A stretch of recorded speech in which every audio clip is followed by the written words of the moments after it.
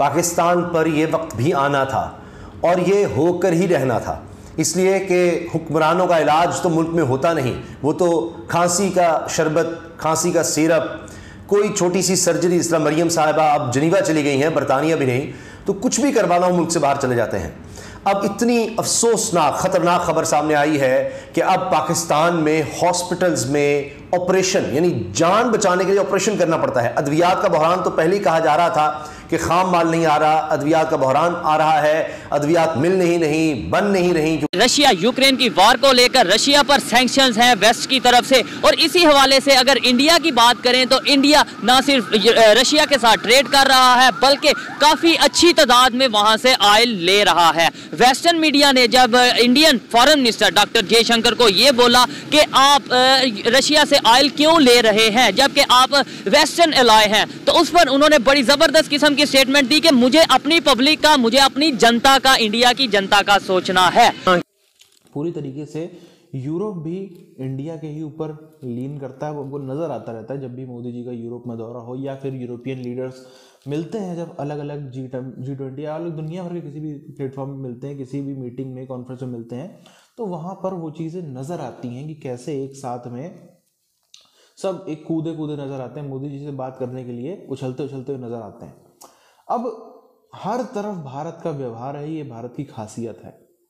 किसी में भी हिम्मत नहीं है, ना अमेरिका में ना रशिया में, ये भारत से बोल दे कि अगर तुम्हें मेरे से दोस्ती रखनी है तो सामने वाले से दोस्ती तोड़ो। उसके बाद उसकी कितनी बड़ी शामत आ जानी है ये हर एक देश को पता है।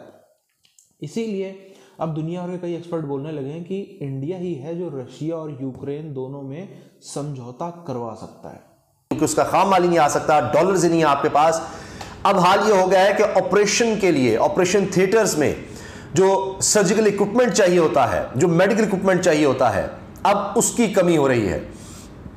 और 100 से ज़्यादा कंटेनर्स, कोई एक दो नहीं, 100 से ज़्यादा कंटेनर्स इस वक्त अब पोर्ट पर मौजूद है, वो आ नहीं रहे, जिसकी वजह से आने वाले दिनों में अब ऑपरेशन करना भी मुश्किल हो जाएगा। तो लिहाजा अगर मुल्क में नहीं भी ऑपरेशन हो सकते, ये लोग तो पूरा जहाज़ चार्टर करवा लेते हैं और मुल्क से बाहर चले जाते हैं, इनको क्या इशू है। फिर जनाब अब मसला ये आ गया है कि अब पहले ही मसाइल थे, इकनॉमिक मसाइल थे, डॉलर्स की कमी थी, अद्वियात का बहरान सर उठा रहा था। अब ये कहना जी एलसीज नहीं खुल रही हैं, उसकी वजह से अब ये मेडिकल इंडस्ट्री जो है वो भी तबाही की तरफ आ चुकी है। और फिर वो कोट कर रहे हैं कि डॉक्टर शाहिद नूर, ये नाम है जनाब, ऑर्थोपेडिक सर्जन हैं कराची के, उन्होंने कहा है कि जी 90% सर्जिकल मेडिकल इक्विपमेंट जो पाकिस्तान में होता है वो इम्पोर्ट होता है, बाहर से मंगवाया जाता है। अब वो कहते हैं कि जनाब ये अब एक अजीबोगरीब सूरत हाल बन चुकी है कि हुकूमत को इसकी कोई फिक्र ही नहीं। यहाँ तो अब हॉस्पिटल्स तक, ऑपरेशन थिएटर तक, ज़िंदगी बचाने तक मामलात आ गए हैं। एक्सप्रेस ट्रिब्यून की खबर है, looming crisis, hospitals brace for equipment shortage. ये तुफैल अहमद की ये पूरी रिपोर्ट आर्टिकल है, जनवरी 5, 2023, आप इसको पढ़ सकते हैं, ये अवेलेबल है वेब पर। और वो कह रहे हैं कि जी a shortage of medical surgical supplies is already brewing in the country due to drug regulators negligence. कि एक तो डॉलर्स की कमी थी, वो एलसीज का मसला था, अब रेगुलेटर की नेग्लिजेंस, नाअहली की वजह से एक और मसला खड़ा हो गया है। इसमें उन्होंने हॉस्पिटल्स का हवाला दिया है, एसोसिएशंस का हवाला दिया है, डॉक्टर्स से, सर्जन से बात की है, जो बता रहे हैं कि कितनी खौफनाक खतरनाक सूरत हाल है। अब चंद चीज़ें मैं आपके सामने रख रहा हूं कि एक एसआरओ था, वो पहले अप्रैल में था, तो उसके बाद इक्विपमेंट आया। अब दिसंबर 21 तारीख से, 21 दिसंबर 2022 से जनाब कुछ हुआ नहीं। इसमें ड्रग रेगुलेटरी अथॉरिटी जो है उनसे भी कह रहे हैं कि जी हमने उनका मौक़िफ़ लेने की कोशिश की, जवाब ही नहीं दे रहे। वो जाने बचाने के लिए अद्वियात तो चले, ये था कि जनाब वो भी ज़रूरी है जान बचाने के लिए, लेकिन वो तो शख्स इस तरह है कि जनाब दवाई कहीं से कर लें, कोई और अल्टरनेट ले लें, क्या करें, अच्छा वो जिंदा तो है, बीमारी भी बढ़ सकती है, क्या होगा। ये तो यह है कि फौरी तौर पर ऑपरेशन की ज़रूरत पड़ती है, वो आखिरी एक उम्मीद होती है, ऑपरेशन इसलिए किया जाता है, इतनी ख़तरनाक सूरत हाल होती है। अब ये सूरत हाल बन गई है, बाकी चीज़ें तो छोड़ ही दें, जो खुराक का बहरान सर उठा रहा है, दीगर चीज़ों के मामलात हैं, लेकिन अब रेगुलेटरी बॉडी के डिसरिगार्ड की वजह से जो नज़र आ रहा है, तो उसकी वजह से अब ये मुल्क में ये भी अब मेडिसिन के बाद, मेडिसिन शॉर्टेज के बाद ये एक बहरान आ गया है। अब्दुल कादिर पटेल साहब, पीपल्स पार्टी से उनका ताल्लुक है, वो विभाग की वज़ीर सेहत हैं और उनका ताल्लुक भी कराची से भी है, तो कोई परेशान होने की ज़रूरत ही नहीं है, क्योंकि अगर उनकी पार्टी का कोई जरदारी साहब या किसी को भी कोई मसला आता है तो वो तो मुल्क से बाहर ही जाते हैं। मरीम साहबा देख लीजिए, नवाज शरीफ साहब देख लें, शहबाज शरीफ साहब देख लें, किसी को भी कोई, खुर्शीद शाह साहब, किसी तरह की कोई भी बीमारी होती है तो मुल्क से बाहर जाकर ही इलाज किया जाता है, इलाज वहीं पर हो सकता है। इंटरनेशनल मीडिया तो मतलब कि ना न्यूट्रल ही रहता है ज्यादा। इंटरनेशनल मीडिया हमारी जंगों के ऊपर ज्यादा अपने ओपिनियंस वैसे ही नहीं देता, क्योंकि इंडिया बहुत बड़ी एक डेमोक्रेसी है, इंडिया बहुत बड़ी एक मार्केट है। कोई भी मुल्क जब इंडिया या पाकिस्तान के मामलों के, आप देखो पाकिस्तान अमेरिका के पास जा जाके, यूएन में जा जाके, जनरल असेंबली में जा जाके तरले मिनते करता रहा कि जी कश्मीरी मुसलमानों के साथ कोई इंसाफ करें, इनका कोई कुछ करें, कभी कुछ नहीं हुआ। आपका मुल्क प्रेशराइज ही होगा आगे पीछे से, क्योंकि आपके मुल्क में इतने मतलब कि ना सेल्फ सेंटर्ड लोग ही नहीं है जो बहुत ज़्यादा आला तालीम याफ्ता हों या बहुत एक्सपोजर वाले हों, जिनको सिर्फ पता हो कि जी हमने पाकिस्तान के फ़ायदे के लिए काम करना है। ऐसे लोग ही नहीं है। जो ब्यूरोक्रेट हैं वो उन्हीं एजुकेशन सिस्टम से पढ़ के आए हैं जो हमने पढ़े हुए हैं। हमें भी पता है क्या गंद है, समझ रहे हैं। मेन सबसे बड़ी बात ही है कि एजुकेशन नहीं बेहतर, एजुकेशन बहुत ख़राब है। एजुकेशन बेहतर हो तो जो ब्यूरोक्रेट की पोस्ट तक आ रहा है वो इस मेंटेलिटी से नहीं आएगा कि मैं पावर के लिए आ रहा हूँ। कि इंडिया से हमें कोई मसला नहीं है, लेकिन फिर भी आपके न्यूज़ मीडिया, आपके न्यूज़ चैनल सब हर वक्त प्रोपोगेट करते रहेंगे। मतलब क्या, एक आप सबसे बड़ी बात नोट करें, जब हमारे मुल्क के अंदर आर्मी गंदी होती है ना, या एस्टेब्लिशमेंट गंदी होती है, हमारे बॉर्डर पे मसले शुरू हो जाते हैं। हमें साथ ही ये दिखाना शुरू कर दिया जाता है कि ना आर्मी कितनी हमारे लिए अहम है। हम तो आर्मी के एस्टेब्लिशमेंट के फौज के बगैर हम सांस ही नहीं ले सकते। यूएस ने इंडिया को भी इशारा दिया, जिस तरह कि आपने कहा कि उन्होंने उनके फाइनेंस में वो फॉरेन मिनिस्टर से पूछा भी उन्होंने, तो उन्होंने कहा कि जी हम खुद मुख्तार मुल्क हैं और हम पहले अपने लोगों का सोचते हैं। बिल्कुल।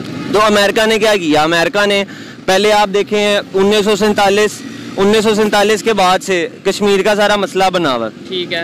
अमेरिका कभी भी खुल के नहीं बोला, अमेरिका कभी भी नहीं कहता कि जी ये मुसलमानों के साथ ज्यादती करते हैं। जब इंडिया ने रशिया से तेल ले लिया तो अमेरिका के न्यूज़ चैनल्स खबर चलाने लग गए हैं कि जी इंडियंस जो हैं वो तो जी कश्मीरी मुसलमानों पे ज्यादती करते हैं। हम तो कभी कोई जंग जीते ही नहीं। आप देखो ये कहा तो जाता है 65 की जंग में नाको चने चबवा दिए, हम कोई जंग नहीं जीते। ये मेरे साथ अभी कल परसों मेरा एक वजीरिस्तान का दोस्त बैठा हुआ था, ब्यूरोक्रेट, वो भी मुझे यही बता रहा था, वो सारा मुझे यही बता रहा था कि जी हम तो कभी कोई जंग जीते नहीं है। 1965 की जंग में हमने जगह खोई है, हमने जगह थोड़ी बहुती भी जो खोई है, हमने फतह तो कुछ भी नहीं किया, फतह हमने कुछ भी नहीं किया। तो वो विक्ट्री कैसी हुई, और ये विक्ट्री कैसी है, या ये जंगें कैसी हैं, या इन जंगों के फैसले कैसे हैं, ये हमारे लिए ना सबसे पहले तो जरूरी है बेस लेवल एजुकेशन।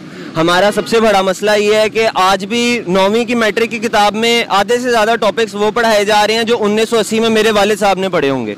हमारे मुल्क का सबसे बड़ा मसला ये है, जब आपकी एजुकेशन का इतना प्रॉब्लम है तो आपकी ब्यूरोक्रेसी का प्रॉब्लम पैदा होता है। और आपका मुल्क हुक्मरान या एस्टेब्लिशमेंट नहीं चलाती, आपका मुल्क ब्यूरोक्रेसी चलाती है। जब आपकी ब्यूरोक्रेसी इतनी वेल एजुकेटेड नहीं है तो आपका मुल्क कभी भी इन चीज़ों में आगे नहीं बढ़ सकता। हाँ नहीं, इंडिया पाकिस्तान को तो यूएस तो नहीं लड़ा रहा, यूएस पाकिस्तान को या इंडिया को किसी से नहीं लड़ा रहा। अफगानिस्तान का आप कह सकते हो अफगानिस्तान से लड़ा रहा है। इंडिया के साथ तो हमारे अपने इश्यूज हैं, शुरू से अपने इश्यूज हैं। तरफ रशिया यूक्रेन का पूरा मामला जा रहा है, समझौते के अलावा, दोनों देशों की सहमति से समझौते के अलावा कुछ भी नहीं होने वाला। अगर कोई एक देश पीछे हटना होता तो अब तक हट चुका होता। अगर रशिया को पीछे हटना होता तो रशिया अब तक, रशिया की हमला ही नहीं करता। अब तो बाद में तो पीछे हटने की बात ही अलग है, रशिया हमला ही मत करता। यूक्रेन को पीछे हटना होता तो बहुत पहले ही उसके पास में मौका था, हाथ पैर जोड़ सकता था। यूक्रेन के साथ में आप देखो कितना गलत हुआ। यूक्रेन को ही बलि का बकरा बना के चढ़ाया नेटो और अमेरिका ने, और बाद में अभी तक भी नेटो में शामिल नहीं किया गया है यूक्रेन को। वही नेटो में शामिल होने की वजह से बवाल चालू हुआ था और अभी तक भी नहीं चालू किया गया। इसी के साथ साथ में आप ये देखो, अगर समझौता ही होगा, ये तो खैर सबको पता है, कितने लंबे समय तक जंग चलेगी। बहुत लंबे समय तक जंग नहीं, कि 20 साल 30 साल तो जंग नहीं चलती हैं। समझौता ही एक ऑप्शन होता है, वरना दोनों की इकोनॉमियाँ तबाह हो जाएंगी। इतना समय पागलपना है वो। 5 साल या 2 साल भी अगर कोई उम्मीद लगा कि 2 साल चलेगी तो वो भी नहीं चलने वाली। समझौता होगा, वो समझौता कराएगा कौन? क्या वो समझौता अमेरिका करवा सकता है, जो असलियत में इन सब चीज़ों की जड़ है? क्या वो समझौता चाइना करा सकता है? चाइना तो अपना उसमें जरूर पपलू फिट करने बैठ जाएगा। वो समझौता कराएगा कौन? क्या वो समझौता यूके करवाएगा, ब्रिटेन करवाएगा? हो ही नहीं सकता, संभव ही नहीं है। क्या वो समझौता पाकिस्तान जैसा भिखारी करवाएगा? वो समझौता कौन करवा सकता है? वो समझौता पूरे दुनिया में कोई देश है जो समझौता करवा सकता है तो वो है भारत। इसीलिए यूक्रेन ने बार बार भारत से मदद की गुहार लगाई, एक दो बार ने, बार बार लगाई। सबने देखा रशिया कितना ज्यादा भारत के ऊपर डिपेंडेंट है, सब देख रहे हैं। अब इस स्थिति में अभी भी यूक्रेन की तरफ से खास तौर पर आवाजें उठती रहती हैं कि रशिया से अगर मामला खत्म करना है तो यहीं पर कर लो। जैसे अगर आपको याद हो, कुछ समय पहले, तकरीबन 1.5-2 महीने पहले, व्लादिमीर पुतिन साहब के ऊपर भी जानलेवा हमला हुआ था, जैसे तैसे उनकी जान बची। रशिया की फौजें अभी भी बहुत ही ज़्यादा मुश्किल में है। रशिया इस समय झेल रहा है कि मैंने पंगा गलत ले लिया, इसे कैसे वापस बचा जाए। आने वाला टाइम यही है समझौता, और वो समझौता भारत जब करवाएगा उसके बाद भारत का कद विश्व भर में और तेजी से बढ़ने वाला है।